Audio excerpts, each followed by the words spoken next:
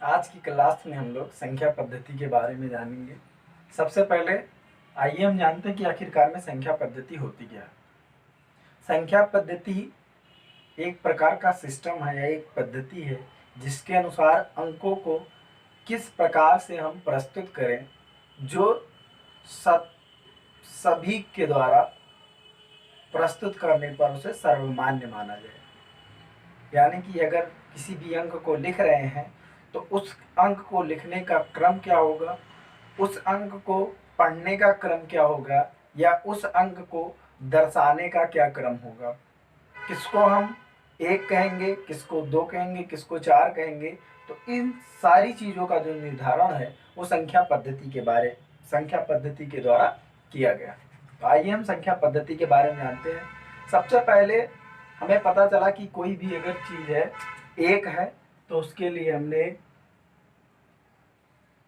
1 इस प्रकार के सिंबल का प्रयोग किया, फिर 2, 3, 4, 5, 6, 7, 8 और 9। ये 9 अंकों का ज्ञान हमें सर्वप्रथम हुआ और इन्हें एक आरोही क्रम में यानी कि बढ़ते हुए क्रम में रखा गया। जब 1 की बात आती है तो 1 का मतलब ये है कि यहाँ पर कोई एक वस्तु रखी हुई है। 2 का मतलब ये है कि जब इसी में एक वस्तु की जगह एक दूसरी वस्तु रख दी जाती है तो 2 हो जाता है, यानी कि इसके बीच का जो अंतर है वो क्या है, 1 है। ऐसे ही जब हम 3 की बात करते हैं तो 3 में जो वस्तुओं की संख्या है वो 3 हो जाती है, यानी कि 3 और 2 के बीच में भी 1 ही का अंतर है।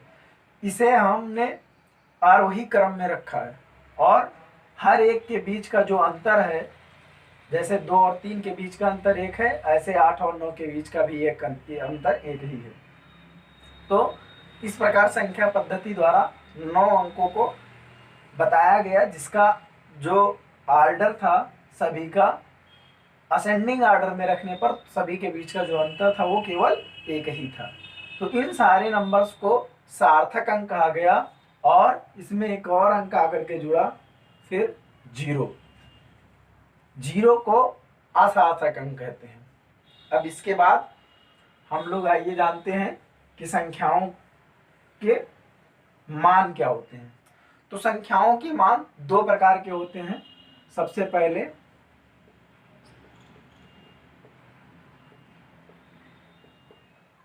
जातीय मान और जो सेकंड है वो स्थानीय मान। जातीय मान वह मान होते हैं जो संख्या पद्धति के द्वारा पहले से ही निर्धारित किए गए हैं। जैसे कोई भी संख्या अगर यहाँ पर लिखी हुई है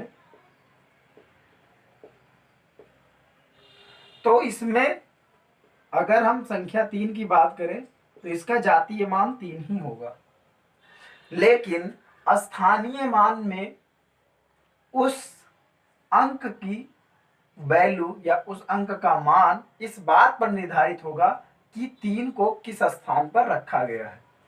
तो अगर हम स्थानीय मान में देखते हैं तो इसका निर्धारण इस प्रकार किया गया है कि पहला जो अंक है यहाँ पर ये इकाई का अंक है, फिर ये दहाई का अंक है, ये सैकड़े का अंक है, ये 1000 का अंक है, फिर ये 10,000 का अंक है।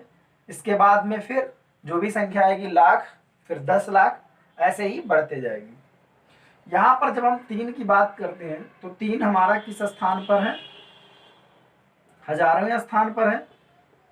तो 3 को हम 1000 से गुणा कर देंगे तो जो हमें मान प्राप्त हुआ वो 3000 है। यानी कि 3 का जो मान है इस अंक में, इसका स्थानीय मान 3 का स्थानीय मान 3000 है, लेकिन 3 का जातीय मान यहाँ पर केवल 3 ही है। तो संख्याओं का जो मान है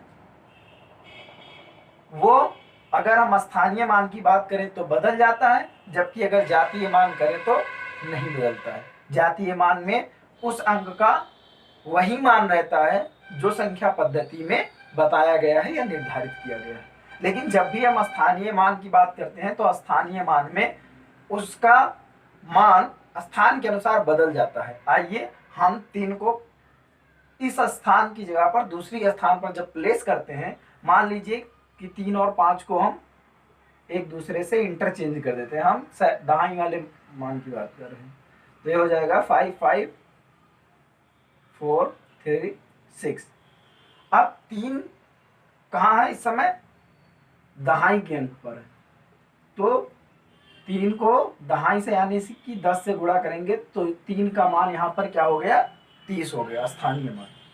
तो 3 का स्थानीय मान 30 हो गया। लेकिन अगर इस केस में देखें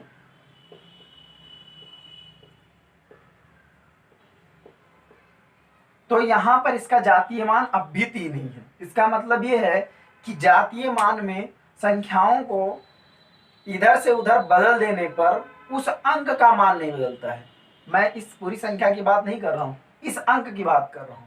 इस अंक का मान चाहे यहां पर रहे, चाहे दहाई पर रहे, चाहे 1000 पर रहे, इसका जो मान है वो 3 ही रहेगा। लेकिन अगर हम स्थानीय मान की बात करें तो यहाँ पर हम देख रहे हैं कि 1000वें स्थान पर इसका मान 3000 हो जाता है, और सैकड़े दहाई का जो स्थान है उस पर 30 हो जाता है। अगर सैकड़े पर होगा तो 300 हो जाएगा, और 10,000 के स्थान पर 30,000 हो जाएगा। इस प्रकार ये बदल जाएगा। आइए फिर इसके बाद में हम संख्याओं के प्रकार, संख्याएं किस किस प्रकार की होती हैं और कौन कौन सी संख्याओं की इजाद अभी तक हमारे द्वारा की गई है, हम लोगों को कौन कौन सी संख्याएं अभी तक पता है। तो सबसे पहले हम लोग जानते हैं प्राकृतिक संख्याओं के बारे में।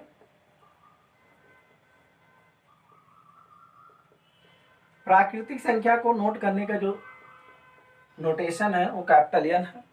इसमें वह संख्याएं आती हैं जिन्हें 1 2 3 4 एंड सो ऑन, ये सारी की सारी नंबर्स जो है उन्हें नेचुरल नंबर कहते हैं या काउंटिंग नंबर्स कहते हैं। प्राकृतिक संख्याएं हमें प्रकृति से प्राप्त हुई हैं।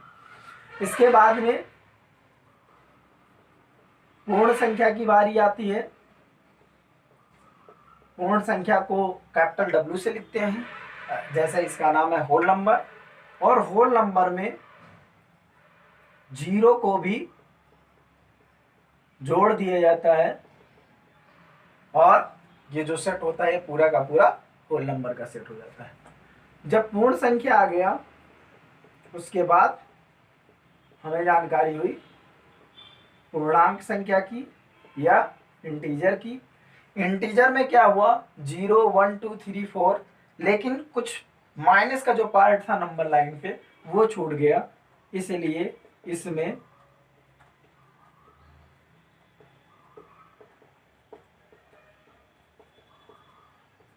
माइनस को भी शामिल कर लिया गया। ये हमारी पूर्णांक संख्याएं हो गई। पूर्णांक संख्याओं के बाद में हमें पता चली परिमेय संख्याएं, जिनको हम इंग्लिश में बोलते हैं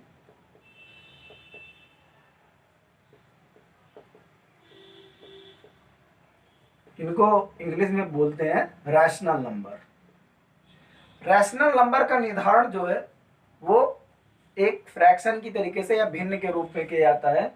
यह कहा जाता है कि रैशनल नंबर p/q एक रैशनल नंबर होगा, जहां से p और q दोनों के दोनों कहां से आ रहे हैं? इंटीजर से, लेकिन q कभी भी 0 नहीं हो सकता। उदाहरण के तौर पर इसके अगर हम कुछ उदाहरण लिखना चाहें, 1/2, 3/4, -5/7। इसके अलावा अगर हम 6 की बात करें तो यह भी एक रैशनल नंबर है। ऐसा इसलिए क्योंकि 6/1 कर सकते हैं, 6/1 लिख सकते हैं। तो यानी कि जो परिमेय संख्या है, परिमेय संख्या फ्रैक्शन के अलावा इंटीजर्स, होल नंबर्स और नेचुरल नंबर को भी अपने में कंटेन करती है। परिमेय संख्या के बाद कुछ संख्याएं ऐसी थी जो बच गई, उन्हें कहते हैं अपरिमेय संख्या या इर्रेशनल नंबर। इसको r-q से डिनोट करते हैं, जिसके अंतर्गत √2, √3, पाई ऐसी संख्याएं इसके अंतर्गत आती हैं। यहाँ पर ये स्पष्ट कर देना चाहूंगा कि यहाँ पर जो पाई है, पाई एक अपरिमेय संख्या है, लेकिन जो पाई का मान होता है 22/7, ये क्या है, यह एक परिमेय संख्या है। पाई का मान जो 22/7 है वो क्या है, वो परिमेय संख्या है, लेकिन जो पाई है वो अपरिमेय संख्या है। परिमेय संख्या और अपरिमेय संख्या, इन दोनों को अगर हम मिला देते हैं तो हमारे पास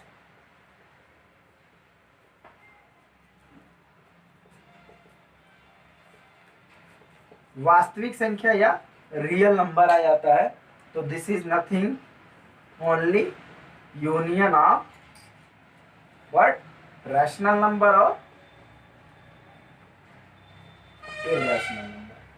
तो यहां तक आई थिंक आप सभी को पता चल गया होगा। इसके बाद आइए हम एक चार्ट के माध्यम से थोड़ा सा जानने का प्रयास करते हैं कि आखिरकार में ये कैसे प्रदर्शित किया जा सकता है।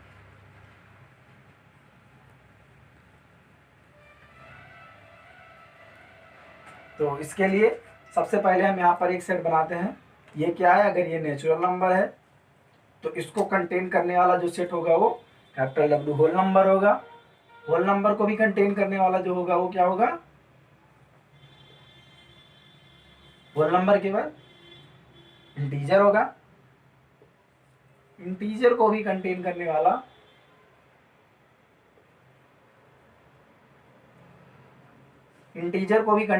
वाला हमारा रैशनल नंबर होगा। और रैशनल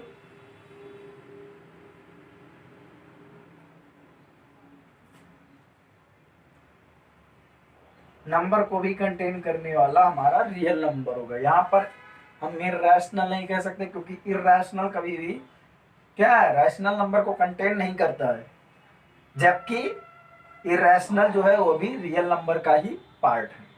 तो यहाँ पे ये जो रियल नंबर है वो इसका सबसे बड़ा सेट है। तो इतनी सारी चीजें हमें पता चलनी। इसके बाद में हम आइए संख्या के कुछ और महत्वपूर्ण प्रकार के बारे में जानते हैं। जैसे कि आप लोगों ने बहुत ज्यादा सुना होगा सम संख्या के बारे में, विषम संख्या के बारे में, भाज्य संख्या के बारे में, अभाज्य संख्या के बारे में,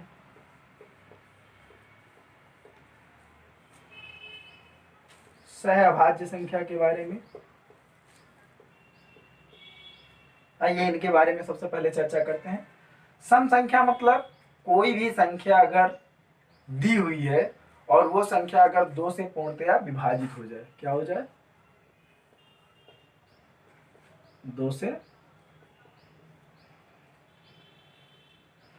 अगर कोई भी संख्या 2 से विभाज्य हो जाएगी तो वो सम संख्या होती है। अगर 2 से विभाज्य नहीं होती है,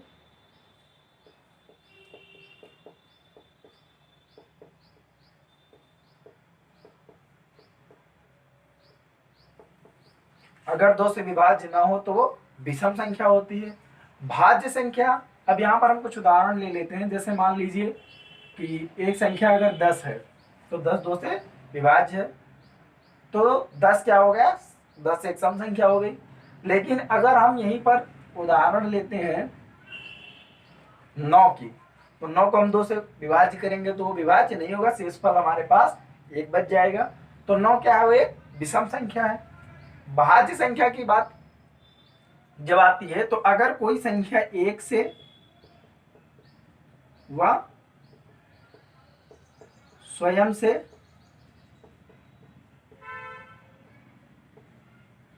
स्वयं से छोड़कर किसी भी संख्या से विभाज्य हो,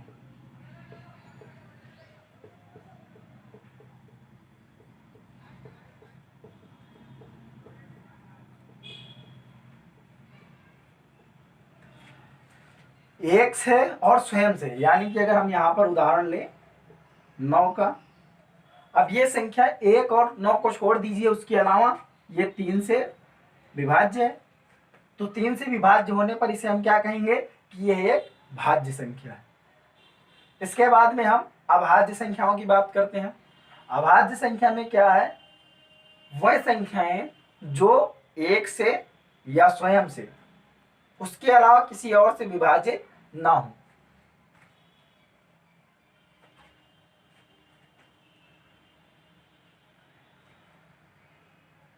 अभाज्य को ही इंग्लिश में बोलते हैं प्राइम नंबर। वह संख्याएं जो एक से व स्वयं के अलावा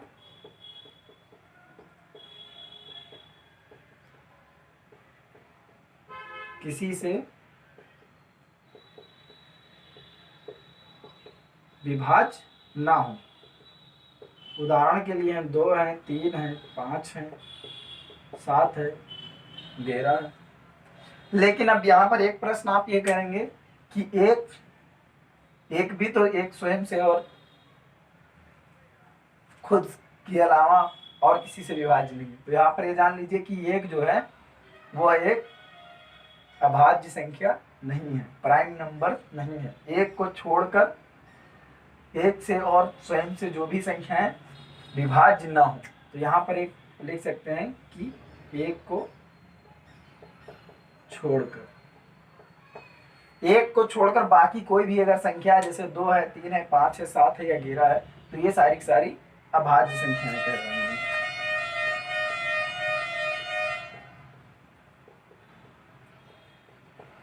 सहअभाज्य में सहअभाज्य एक ऑर्डर पेयर होता है। जैसे मान लीजिए यहाँ पर लिखा गया 2,9, तो ये 2 और 9 एक दूसरे की सहअभाज्य संख्याएं। क्यों? क्योंकि इनका जो एलसीएम है वो कितना आएगा? 1 आएगा। इन दोनों के बीच में कुछ भी कॉमन नहीं है, तो ऐसे कोई भी पेयर बना सकते हैं। 3 है, 5 है, 7 है, तो ये तीनों क्या है? 3, 5, 7 एक दूसरे की सहअभाज्य संख्या है। लेकिन अगर हम यहीं पर लिख दें 4, 5 और 16, तो ये क्या है? ये कोप्राइम नहीं होंगी या सहअभाज्य नहीं होंगी। क्यों? क्योंकि 4 जो है वो 16 को विभाज्य कर देता है। तो इतनी चीजें हमें पता चल गई। तो इस प्रकार क्या करते हैं कि हम संख्याओं के बारे में हमें जानकारी पता चली कि संख्याएं किन किन प्रकार की होती हैं। प्रश्न अगर यूपी टेट का है तो यूपी टेट में कई बार बहुत ही सामान्य सा प्रश्न पूछ लिया जाता है। आपका अभाज्य और सहअभाज्य में भी पूछा जा सकता है, लेकिन जो सबसे इम्पोर्टेंट है वो 2 चीजें हैं। एक तो विभाज्यता का नियम,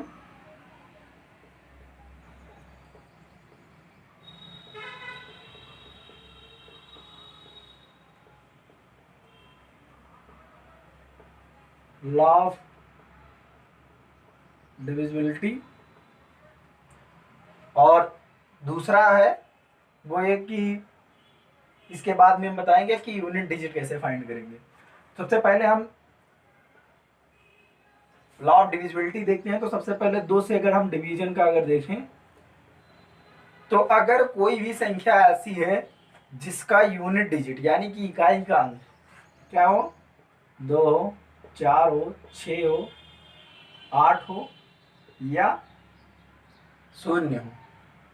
2, 4, 6, 8 या 0 होने पर वो संख्या 2 से पूर्णतया विभाज्य होगी, चाहे जितनी बड़ी संख्या हो। अगर ये एक संख्या है तो इसका हम यूनिट डिजिट देखते हैं, क्या है? 6 है, तो 6 ये पूरी संख्या क्या कह देंगे कि 2 से विभाज्य है। इसके बाद में हम आइए देखते हैं 3 से विभाज्यता का क्या नियम है।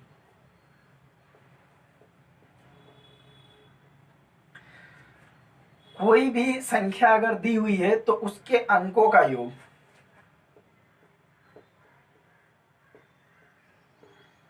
हिंट के लिए हम थोड़ा सा लिख रहे हैं, संख्या के अंकों का योग। मान लीजिए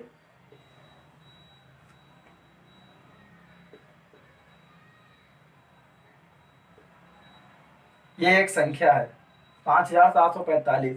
अब हमें पता करना है कि क्या ये संख्या 3 से विभाज्य है या नहीं। तो इनके अंकों को ऐड कर देंगे, 5 + 7 + 4 + 5 कितना है? 7, 5, 12, 4, 16 और 5, 21।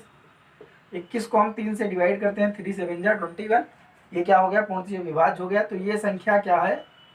3 से पूर्णतः विभाज्य। ये तो 3 से हो गया। इसके बाद में ऐसे ही 4 से देखते हैं।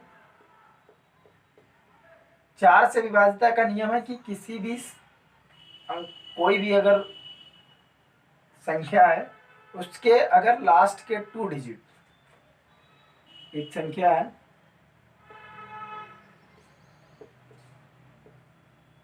अगर इसके लास्ट के 2 डिजिट ये अगर 4 से अगर डिवाइडेड है, अगर 4 से विभाज्य हो जा रहे हैं तो क्या कहेंगे, 4 से पूरी संख्या विभाज्य होगी। आइए एग्जाम्पल लेते हैं। इस एग्जाम्पल में देखिए 84 है, 4 से डिवाइडेड है। अब यहाँ पर चेक करते हैं, 4 1 जा 4, 17 हो जाएगा, 4 4 जा 16, फिर यहाँ 15 हो गया, 4 3 जा 12, फिर 3 बचा, यहाँ 4 9 जा 36 और 4 6 जा 24। तो यानी कि ये संख्या पूर्णतया 4 से विभाज्य होगी। यानी कि किसी भी संख्या के अंतिम 2 अंक अगर 4 से विभाज्य हैं तो वो संख्या पूर्णतया 4 से विभाज्य होगी। 4 के बाद में हम 5 से विभाज्यता का नियम देखते हैं। 5 से विभाज्यता में क्यों सिंपल सा है, या तो 0 या 5। अगर इकाई का अंक 0 या 5 है तो वो संख्या 5 से पूर्णतया विभाज्य होगी। एक उदाहरण लेते हैं, 575, इसका यूनिट डिजिट क्या है, 5 है। एक संख्या है 700, लास्ट डिजिट क्या है, 0 है, तो ये क्या है, 5 से पूर्णतया विभाज्य। इसके बाद में 6 से देखते हैं, तो 6 में आपको पता ही है 6 क्या है, 6 को 2 गुणे 3 लिख सकते हैं, ठीक, ये इसका गुणन ही तो है 2 और 3 का। तो सबसे पहले हम चेक करेंगे कि अगर वो 2 से विभाज्य है, यानी कि अगर कोई भी संख्या 0 2 4 6 8 अगर उसका इकाई का अंक है। लेकिन अगर हम ये चेक कर लेते हैं 0 2 4 6 8 है, तो इसका मतलब ये नहीं कि हम कह देंगे कि ये 6 से विभाज्य होगी। फिर उसके संख्या के अंकों का योग अगर वो भी 3 से विभाज्य है, तब हम कहेंगे कि संख्या क्या है, 6 से विभाज्य। तो 2 से व 3 से विभाज्य होने पर, अगर कोई संख्या 2 और 3 दोनों से विभाज्य है तो वो संख्या 6 से भी विभाज्य होगी। अगला आते हैं 7 से। 7 से विभाज्यता के लिए थोड़ा टफ रूल है और इसकी बहुत ज़्यादा नेसेसिटी नहीं है, तो इसको स्किप कर सकते हैं। और अगर चाहें तो इसके लिए क्या है कि अगर कोई भी 6 डिजिट नंबर डिवाइड करके देख लीजिए, 7 एकम 7, 4 बचा, 7 तो बचे 35, 6 बचे, 7 8 है 56, 51 हो गया, 7 7 49, 2 बचे और 7 3 21। यानी कि अगर कोई भी संख्या, अगर एक ही प्रकार की कोई भी संख्या अगर है, अगर वो 6 बार लिखी है तो वो संख्या 7 से पूर्णतया विभाज्य होगी। लेकिन अब ये कोई जरूरी नहीं कि हर बार एक ही संख्या का रिपीटेंस हो, कोई अलग प्रकार की संख्या भी आ सकती है। तो उसके लिए थोड़ा सा टफ रूल है और उससे ज़्यादा बेटर है कि आप उसे अपनाने से ज़्यादा बढ़िया है कि अगर कोई भी अगर संख्या दी हुई है तो उस संख्या को आप सीधे सीधे डिवाइड करके चेक कर लीजिए, उससे आपका टाइम बच जाएगा।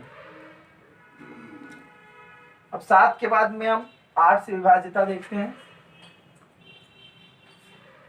8 से विभाज्यता में कुछ नहीं करना है, कोई भी संख्या है,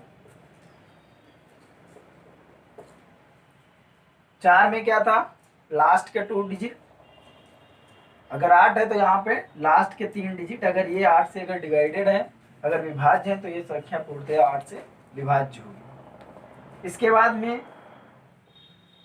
9 से हम देखते हैं। 9 से में भी सेम केस है कि अंकों का योग, वहां पर 3 था तो भाई यहाँ पे 9 है तो क्या हो जाएगा, अंकों का योग 9 से विभाज्य हो। अगर अंकों का योग 9 से विभाज्य होगा तो वो संख्या भी क्या होगी, 9 से पूर्णतया विभाज्य होगी। फिर इसके बाद में 10 से है। अब 10 में क्या है केस, ये भी 5 और 2 का है, तो अगर 2 से विभाज्य हो और 5 से विभाज्य हो तो वह संख्या 10 से विभाज्य होगी। इसका कहने का मतलब यह है कि अगर संख्या के अंत में अगर 0 अगर आ रहा है तभी वो संख्या 10 से डिवाइडेड होगी। यानी कि 2 से डिवाइडेड होने का मतलब और 5 से डिवाइडेड होने का एक ही मतलब है, या तो 0 आए या तो 5 है। अब अगर लास्ट का डिजिट यूनिट डिजिट क्या है, अगर 5 है, संख्या भाई कहाँ से 2 से डिवाइड ही नहीं होगी। तो इस प्रकार क्या है कि ये कहीं केस बचता है, ये देखिए 0 यहाँ भी है, 0 यहाँ भी है।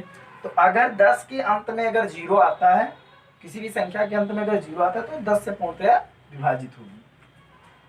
इसके बाद में एक लास्ट है, और कई सारे हैं, लेकिन आप लोग जहाँ तक कुछ है बहुत ज़्यादा ही आसान है और ज़्यादा पूछे जाते हैं। जैसे सबसे ज़्यादा पूछा जाता है आपका 3 से विभाज्यता, 9 से विभाज्यता और 8 से विभाज्यता, और उसके अलावा आपका ये जो लिखने जा रहे हैं 11 से विभाज्यता।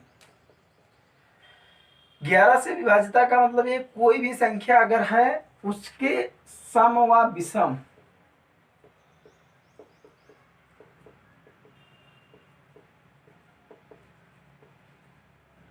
सम व विषम अंक के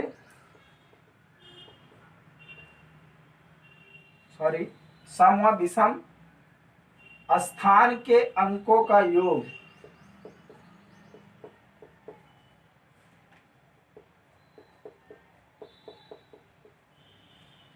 सम व विषम संख्या जो है स्थान के संख्या अंकों का योग अगर हम कर लें और फिर उनका अंतर, कोई भी संख्या है अगर उसके सम स्थानों का योग और विषम स्थानों का जो योग है उन दोनों को अगर हम घटाएं और घटाने पर अगर हमें 0 या वो संख्या जो 11 से पूर्णतया विभाज्य जो मिल जाती है तो हम कहेंगे कि संख्या 11 से पूर्णतया विभाज्य है। आइए हम कुछ एग्जाम्पल लेते हैं तो हमें इसका पता चलेगा। सिंपल सा एग्जाम्पल लेते हैं कि ये देखिए, इसको फॉलो करते हैं नहीं, ये क्या है, देखिए ये दोनों क्या है, विषम स्थान पे है। इन दोनों को जोड़ेंगे कितना आएगा 10, इन दोनों को जोड़ेंगे कितना आएगा 10, इन दोनों का अंतर 0, यानी कि ये संख्या पूर्णतया क्या है 11 से विभाज्य है। आइए कुछ और नंबर से लेते हैं।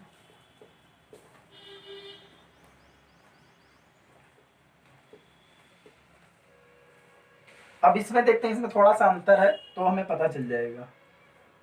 नहीं, लेकिन फिर तो इसमें फिर से वही प्रॉब्लम आ जाएगी। अब सही है, ठीक। अब यहाँ पर हम चेक करते हैं कि ये संख्या विभाज्य है या नहीं। देखिए ऐसे ही एक 10 सर्कल टाइप का बना दिया करिए, इनको ऐड कर दीजिए 5 5 10 और 4 14, 7 3 10 और 4 14, घटा दीजिए कितना आया 0 आया। इसका मतलब संख्या क्या है 11 से पूर्णतया विभाज्य है। तो ये विभाज्यता का नियम हो गया। आपसे बहुत सारे प्रश्न इसके आधार पर पूछे जा सकते हैं। जैसे कि एक क्वेश्चन पूछा गया था एक बार कि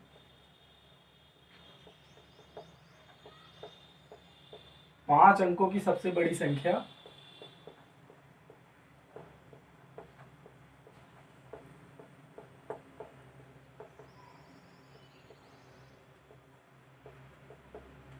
बताओ जो 91 से पूर्णतया विभाज्य हो। अब देखिए ये बहुत ही इजी क्वेश्चन है। सबसे पहले 5 अंकों की सबसे बड़ी संख्या लिखते हैं, क्या है 5 टाइम्स 9 9 लिखेंगे। अब इसको आप 91 से डिवाइड कर दीजिए, 91 से डिवाइड करेंगे 1 टाइम जाएगा, कितना आया 8 आया, 9 हो गया, नहीं जाएगा, फिर से यहाँ कैरी करेंगे, 9 टाइम लेके जाइए, कितना आया 0 8, फिर यहाँ पे 9 लेके आइए। अब ये 9 टाइम गया था तो नहीं जाएगा, तो 8 टाइम ले जाइए, कितना आ रहा है 1,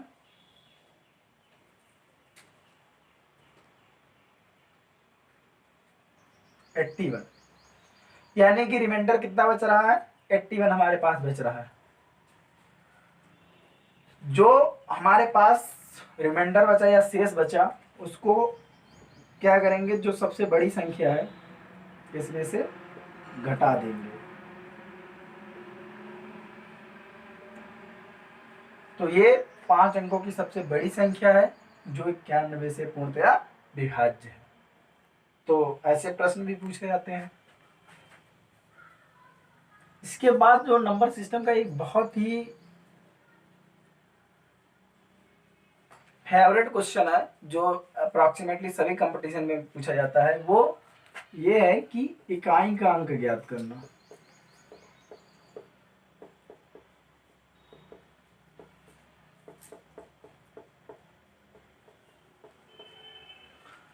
आज के बाद आप कहेंगे कि इकाई का अंक ज्ञात करना मतलब कुछ है ही नहीं तो अगर ऐसे क्वेश्चन लिख दिया जाए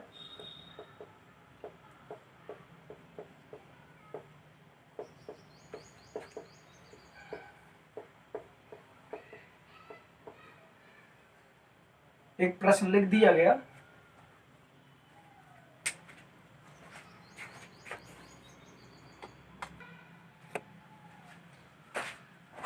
आई थिंक कि आप लोगों को दिख रहा है, एक्चुअली लाइट चली गई है। तो ऐसी जब संख्या हमारे पास आती है तो हम सोच में पड़ जाते हैं कि आखिरकार में इसके इकाई का अंक क्या होगा। सबसे पहले हम अंकों के बारे में अध्ययन करेंगे। हमें पता चलना चाहिए कि अंकों का यूनिट डिजिट किस प्रकार चेंज होता है। आइए हम देखते हैं 1 2 3 4 5 6 7 तक लिखते हैं।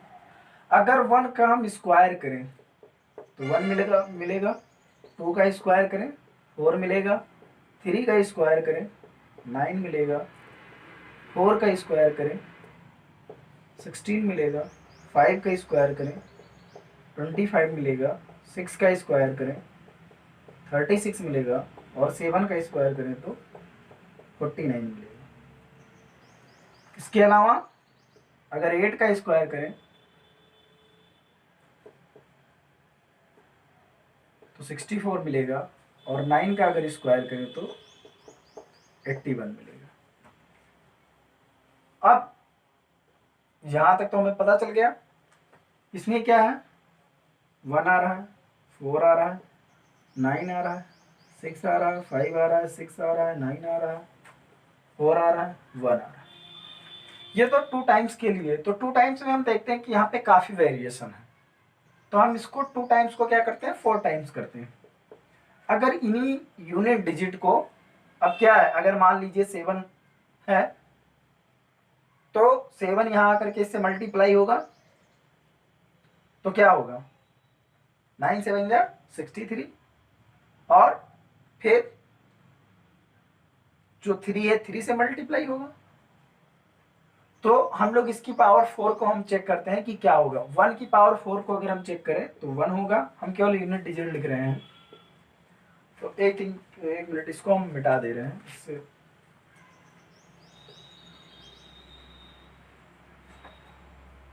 आइए इस प्रकार देखते हैं। 1 की पावर 4 हम लिखते हैं डायरेक्ट, 1 होगा। 2 की पावर 4, 2 दूनी 4, 4 दूनी 8 दूनी 16, 16 का हम केवल 6 केवल यूनिट डिजिट लिख रहे हैं। 3 की पावर 4, 3 3 का 9 3 27 और 7 3 21 यानी कि 9 9 81, इसका 1 हो गया। 4 का देखते हैं क्या हो जाएगा, 4 चौक 16 और 6 को 36, 6 आ गया। 5 का देखते हैं, 5 की पावर 4 तो ये हमेशा 5 ही रहेगा। 6 का देखते हैं, 6 की पावर 4 हमेशा 6 ही रहेगा। 7 का देखते हैं, 7 की पावर 4 क्या होगा, 7 7 49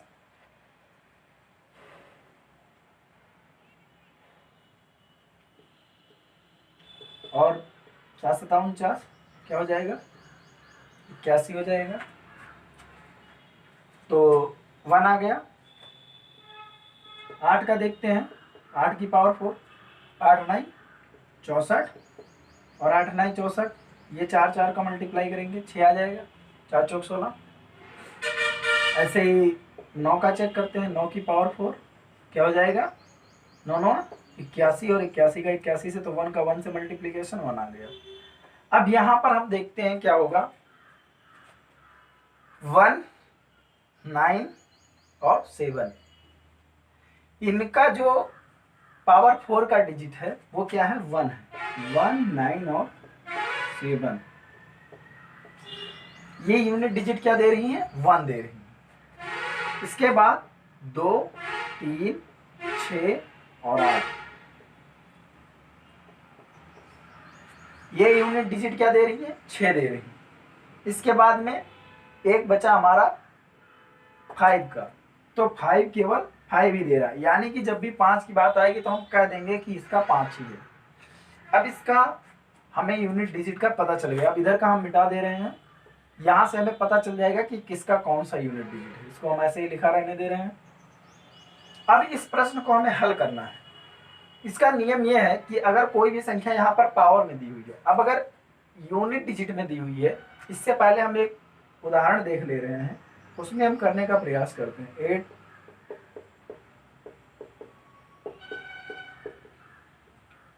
अब इसमें अगर हमें इकाई का अंक प्राप्त करना है तो ये बहुत आसान है। 7 है, यहाँ पे 6 है, यहाँ पे 9। 7 और 6 का हम मल्टीप्लीकेशन करेंगे, 7 6 42, इसका यूनिट डिजिट इससे गुणा करेंगे, 9 दूनी 18, यानी कि इसका इकाई का अंक क्या आ गया, हमारा आंसर आ गया 8। ये एक आसान क्वेश्चन था, लेकिन क्वेश्चन टफ का होता है जब इसको हम पावर के रूप में लिख देते हैं। अब जब यहाँ पर पावर के रूप में आ गया तो हमें पता है कि यहाँ पर इसका यूनिट डिजिट क्या है, 1 है। सिंपल सी बात यह है कि अगर 1 है तो इसका मतलब कुछ भी हो, 1 को कितनी भी बार मल्टीप्लाई करें हमेशा इसका यूनिट डिजिट 1 ही आएगा। जब यहाँ पर प्रॉब्लम कहाँ पे है, जहाँ पे 3 की पावर 757 है। अब भाई 3 तो हमेशा 6 नहीं हो सकता, तो इसके लिए हम क्या करेंगे, जो इसकी पावर है इसको हम पहले 4 से डिवाइड करेंगे। तो 4 से हम भाग करेंगे, क्या हो जाएगा, 4 एकम 4, 3 बचा, 4 8 32, फिर यहाँ पे 37 हो गया, 4 9 36, तो ये 189 गुणे 4 हो गया। और यहाँ पे 1 बच रहा था, एक बार 3 का मल्टीप्लीकेशन हो गया, यानी कि 3 की पावर 4 कितना है, 189 टाइम्स। तो जब 3 की पावर 4 है उसको हम मल्टीप्लाई कितनी भी बार करें, जैसे अगर मान लीजिए यहाँ 189 टाइम्स है तो 3 की पावर 4 का कितना बना, हम देख रहे हैं 3 की पावर 4 कितना था, 6 था, तो इसका यूनिट डिजिट क्या हो जाएगा, यहाँ पर 6 हो जाएगा और इसका 3 हो जाएगा। इसको मल्टीप्लाई कर लीजिए, 6 कम 6 3 18, तो इसका भी एक यूनिट डिजिट संयोग से 8 ही आया। इसके बाद और एक आध क्वेश्चन देखते हैं, तो उससे थोड़ा चीज़ें और स्पष्ट होंगी। कोई और प्रश्न लेते हैं इकाई का अंक याद करने के लिए। एक प्रश्न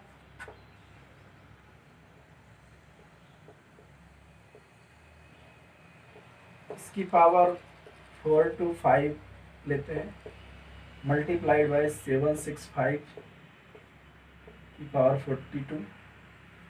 इसको करते हैं, यहाँ पर 6 की पावर 4 to 5 है, इसको 4 से डिवाइड करेंगे, कितना आएगा, 4 एकम 4, फिर इसके बाद में 0 लेके जाएंगे, 4 6 24, यानी कि 6 का पावर 4 करने पर क्या आ रहा है, 6 आ रहा है, एक बच रहा है 6, तो दोबारा 6 को हम उतार लेंगे, 6 को 6 से मल्टीप्लाई किए, क्या आया, 6 ही आया। फिर यहाँ पे 5 है तो यहाँ पर 42 है, यानी कि 40 4 दाम 40, यानी कि 5 की पावर जो 40 है उसका मान क्या होगा यूनिट डिजिट का, 5 ही होगा, और 5 का पता ही हमेशा 5 ही आता है भाई साहब। तो क्या है, 5 और 6 5 छक्का 30, इसका यूनिट डिजिट क्या आ गया, 30 आ गया। तो इस प्रकार हम इकाई का अंक भी आसानी से ज्ञात कर लेते हैं।